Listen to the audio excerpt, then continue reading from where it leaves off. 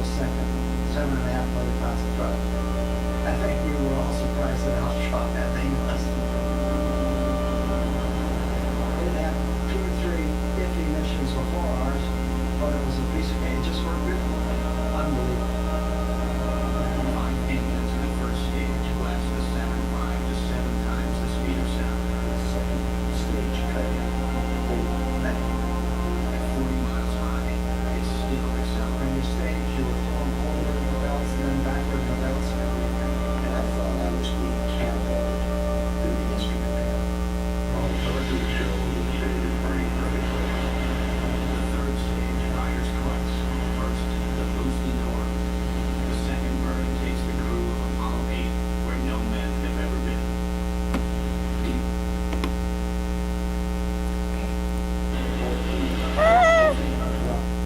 So, on December 21st, 1968, the Apollo 8 mission became the second successful manned human spaceship mission, going to the moon, orbiting it, and coming safely back to Mars. As you saw in the video, the people on the Apollo 8 were aboard the Saturn V rocket, which still is maintaining the title of being the most powerful, biggest, greatest rocket that we have. It's the same rocket that was used for the Apollo 11 with Neil Armstrong, Buzz Aldrin. It's just a great piece of machinery. So I decided to include this video just to give you a visual of what it's like to be an aerospace engineer. So for a lot of these missions, the credit goes to Neil Armstrong or Buzz Aldrin saying, yeah, they were the first men on the moon, they did it, but this wouldn't have been possible without the help of aerospace engineering, without Wernher von Braun, who designed the Saturn V rocket. I'm gonna see if I can exit out of this real quick. Maybe not.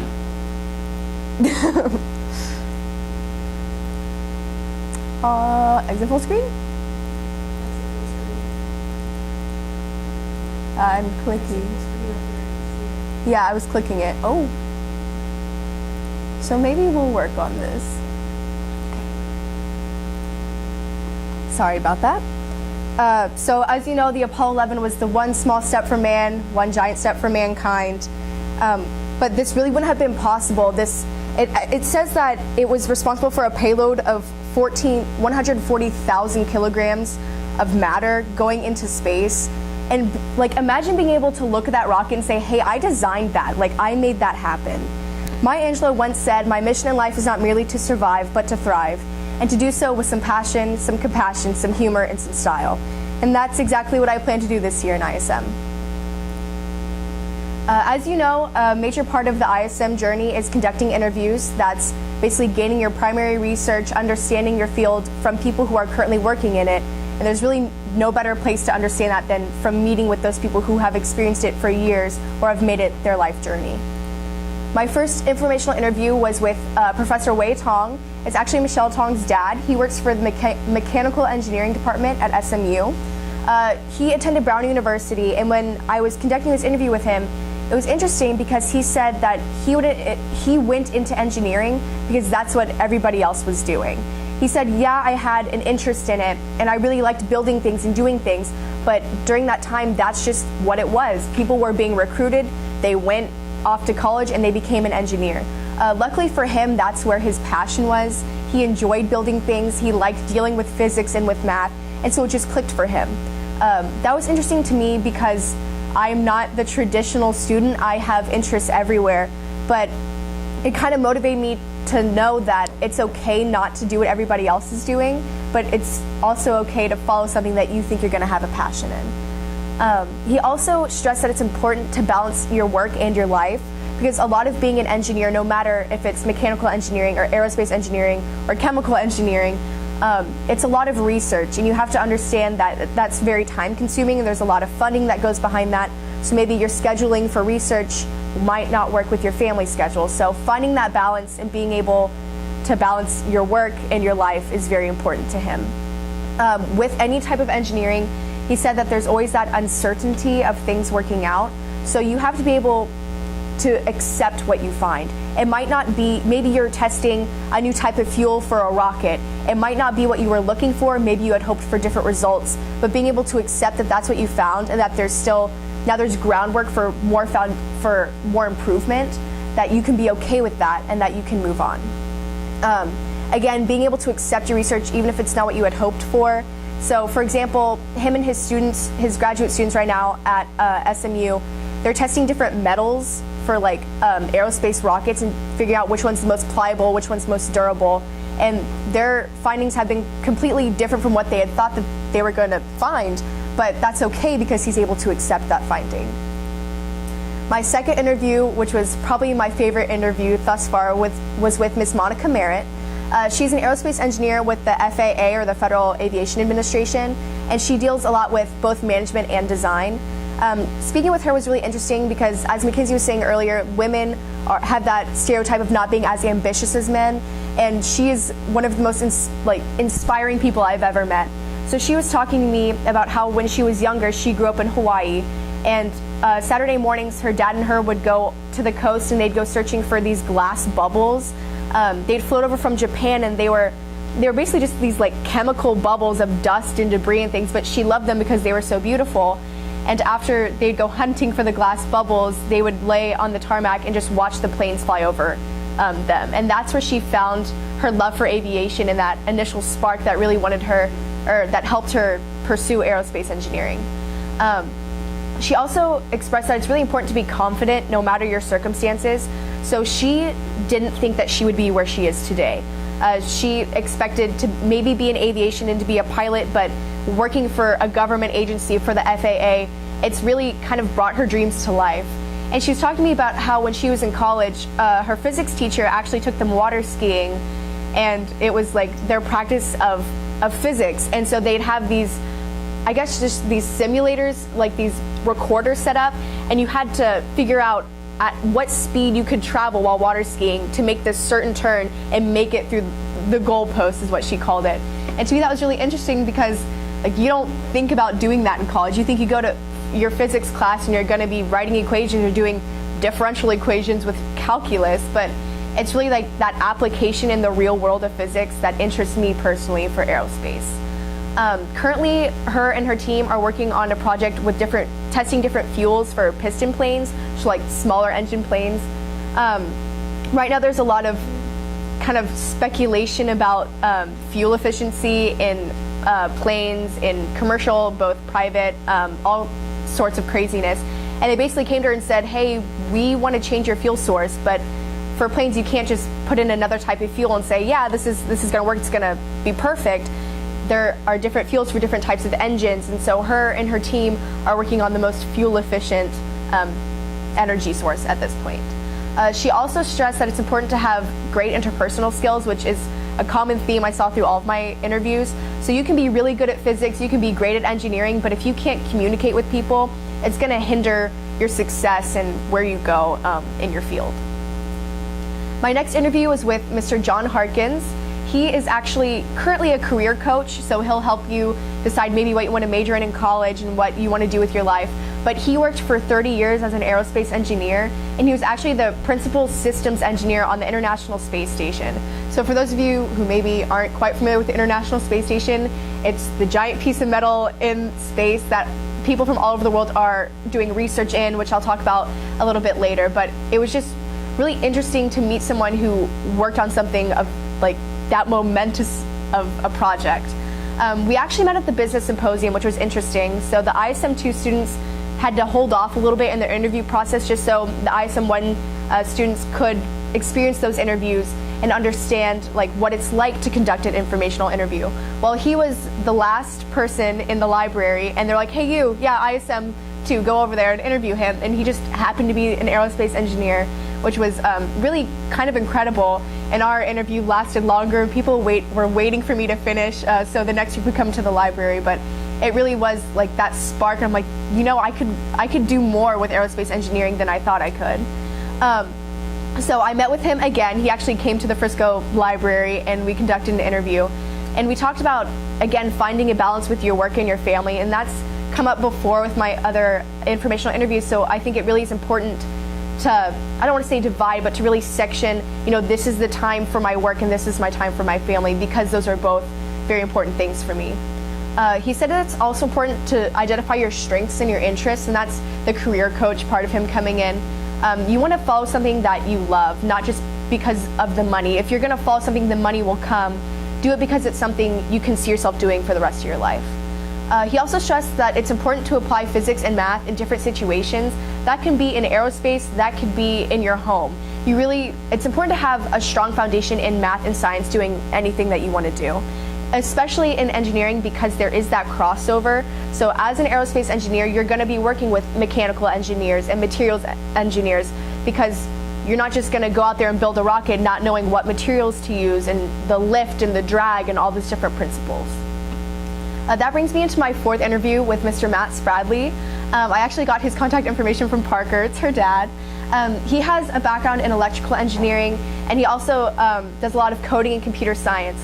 And it was interesting for me this year because I knew I wanted to do some sort of engineering, so I was interviewing in different parts of engineering, and I've kind of solidified that it is aerospace. And although he is, I want to say, a coder and a business startup, he introduced me to this program called SpaceX, and it's actually, he talked to me about wanting to do his own businesses and how he starts up businesses and then sells them, which kind of pulled in my finance from last year, so we had some good talking points there. But SpaceX was Elon Musk's startup, so he was just this guy who decided, hey, I want to build rockets and I want to get them into space, and he's created this multi-billion-dollar company. Basically, it's like world-renowned and it's incredible. And so I'm doing some research assessments over that, and he just lit up when he was talking about it. It was amazing. And that brings me into internships and interpersonal skills. So SpaceX especially kind of brought him into that getting out of your comfort zone idea, and you can do that through internships in college, which is very important for any type of engineering because there's never not going to be a need for engineering, but there will always be someone who's better than you. But if you just have to accept that, and you have to understand that you are the best person that you can be, and through internships you can prove yourself to the people that you want to work with. This brings me to the different parts of my research. My first research assessment I did over airplane wings. So in aerospace engineering, there are really two sectors. You have planes and you have spaceships, basically. So I went more of the airplane route for this first one, and it's future airplanes, this is the article, future airplanes will fly on twistable wings. So I'm sure most of you, if not all of you, have been on an airplane before. And if you've ever seen the wings of an airplane, they're like these flaps that come up when you land, and it kind of like catches the wind so you don't keep going forever. And that accounts for drag and lift, which I'll get into. But they've kind of discovered that there's like an error margin of what that can actually do, if it's actually slowing you down enough, or if it can lead to like not being able to control the plane after a certain degree. So they've brought up this invention, and what they're doing is they're adding like this tip that can rotate when you're flying. So rather than relying on these flaps to slow you down, the tips of the plane, like I was using my hands to show you, but I'll just explain it to you. It's basically like you're gonna have another, I guess, system that you can, it's kind of like a lever, and you can just alternate which way you're turning, and so that'll account for lift and drag. So lift being getting up in the air, obviously, and having like a steady cruise, and then drag is what you're leaving behind, or like friction type of thing. But this would improve fuel efficiency up to 12% because you don't have to worry about extra air getting caught. It's mainly just the plane maneuvering. It could also lead to less turbulent flights. So for those of you who have ever been on an airplane and experienced turbulence, this can help out.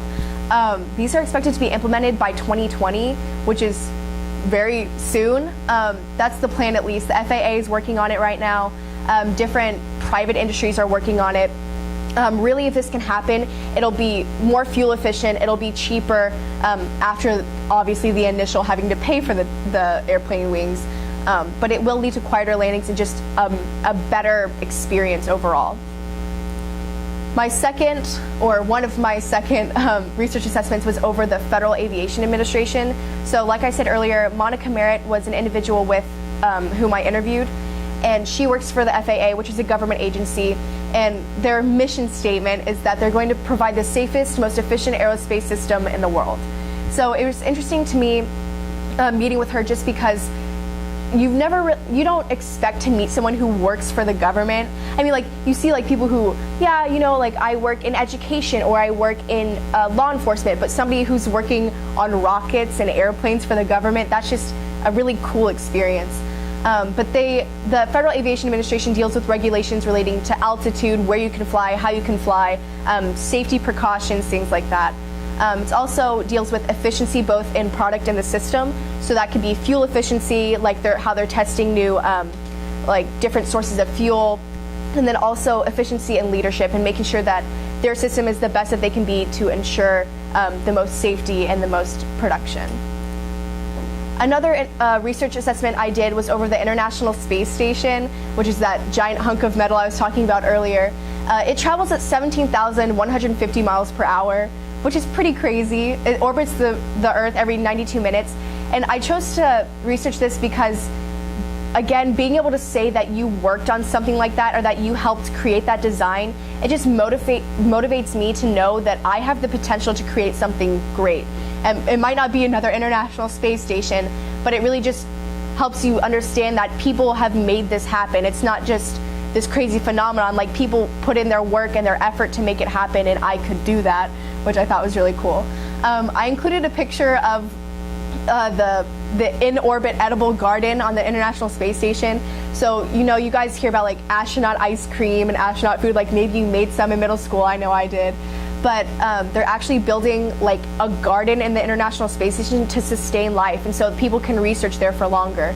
So maybe I'm not expecting to be on the International Space Station anytime soon, and I don't expect to spend the majority of my life there, but it's really cool just to see the different research and these new programs that they're implementing to like continue learning about our solar system and about the universe. And it just gets me really excited. And that brings me to the next research assessment, which is the Hubble Space Telescope. This is actually the last one I'll be talking about today, but this is another thing that they sent up in space for research.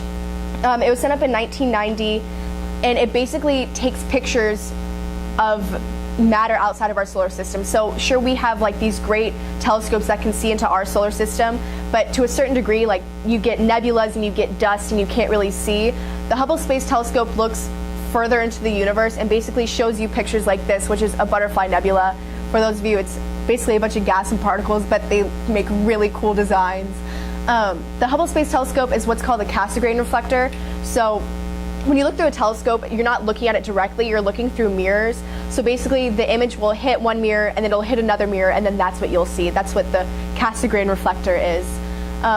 It was really interesting to me to learn about it. Just, I know I'm going over time, so I'll wrap it up. To learn about the different spectrographs in it. So in space, you know, we have infrared light, or we have ultraviolet light, we have all these different conditions. But in the Hubble Space Telescope, there are different instruments to look through different conditions, which is really interesting. And that also ties into there being competition in looking through the telescope. So since there are so many different things that you can look at and so many ways you can look at it, there are researchers worldwide who are trying to get in touch with this Hubble Space Telescope. But what they do is they hold these, I don't want to say competitions, but they're basically competitions, and scientists will send in their proposals and say, hey, this is what I want to look at, and they'll take the most interesting or the most like unthought of proposals, and they'll say, yeah, like you have time to work with this telescope. For me, that was really interesting because I've always loved space. I've loved looking at stars, at planets, and being able to look past our own solar system into the universe is just incredible. Tying all of that in together through aerospace engineering, I plan to do an original work related to the International Space Station. So as of now, I'm working on design for an antenna which can retract in travel. So to and from the International Space Station, communication comes in every second to the Earth, and it's really important that that information is credible and is accurate. And so that goes into the second part. So with that antenna, that's how you're communicating. But with a wireless radio carrying that information to the ground, you have to think about data compression, because the information doesn't just bing to satellites like when we're texting. It has to be compressed to a certain degree so that it gets to Earth, but it's having all of the same information that it originally started with. So that's what I'm working on with my original work. Not exactly sure how I'm doing that yet, but that's the plan. I'll be in touch with all the people I've mentioned. So Matt Spradley, that will help with coding this information, Mr. Harkins, who worked on the International Space Station, really just taking my ISM experiences and creating it my own thing out of it. My goal for the ISM year is to gain knowledge in aerospace engineering, not just for college, but for my own interest, because it's something that I really do love, and also to foster relationships that I can carry on through the rest of my life. Thank you. That was so long.